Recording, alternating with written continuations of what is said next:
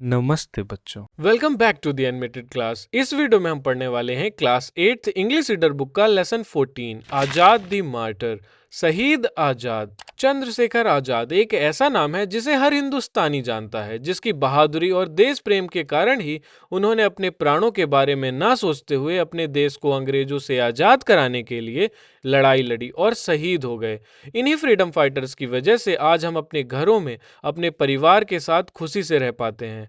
हमें इनके बलिदान को नहीं भूलना चाहिए। इस लेसन में चंद्रशेखर आजाद जी के बारे में बताया गया है। तो चलिए स्टार्ट करते हैं ये लेसन। चंद्रशेखर पंडित सीताराम तिवारी और जागृणी देवी के बेटे थे। इनका जन्म 23 जुलाई 1906 को मध्य प्रदेश के झाबुआ डिस्ट्रिक्ट के भावरा गांव में हुआ था।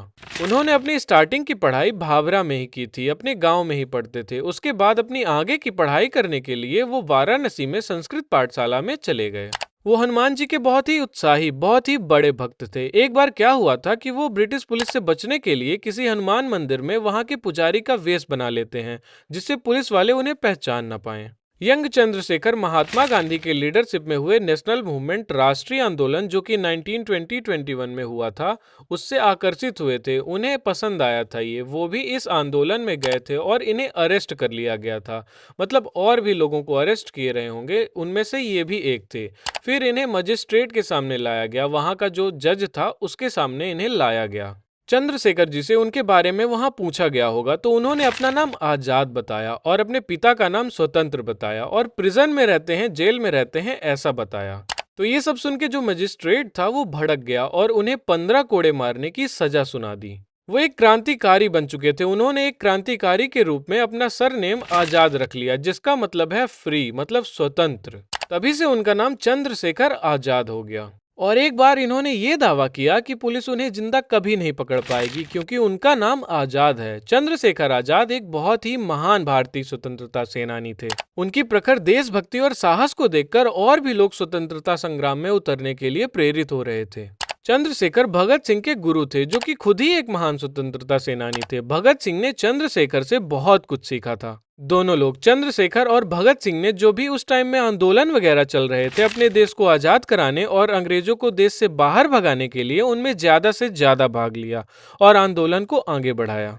ये लोग 1919 में जो पंजाब अमृतसर में जलियांवाला बाग में हत्याकांड हुआ था, उससे बहुत ही ज्यादा परेशान थे और चंद्रशेखर आजाद काकोरी केस में भी शामिल थे।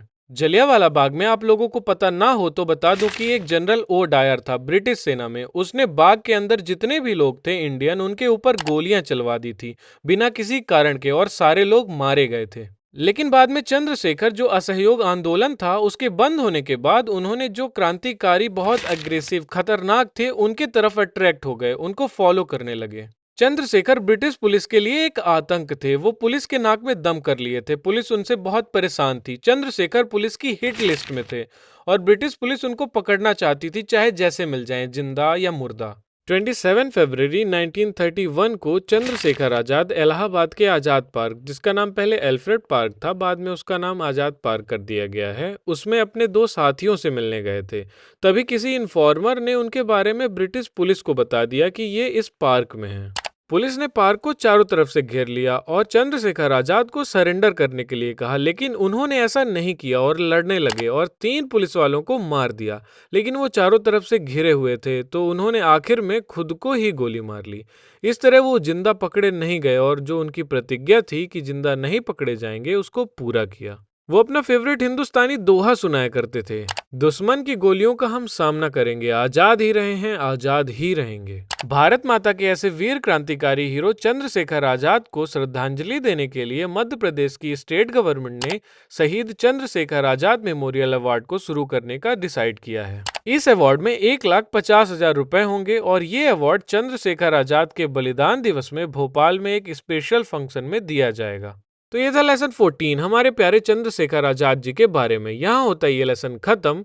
आई होप आपको अच्छे से समझ आया होगा, और अगर नहीं आया है तो वही अपना बार बार देखिए और अपने दोस्तों को भी शेयर करिए। तो मिलते हैं नेक्स्ट क्लास में। Bye bye.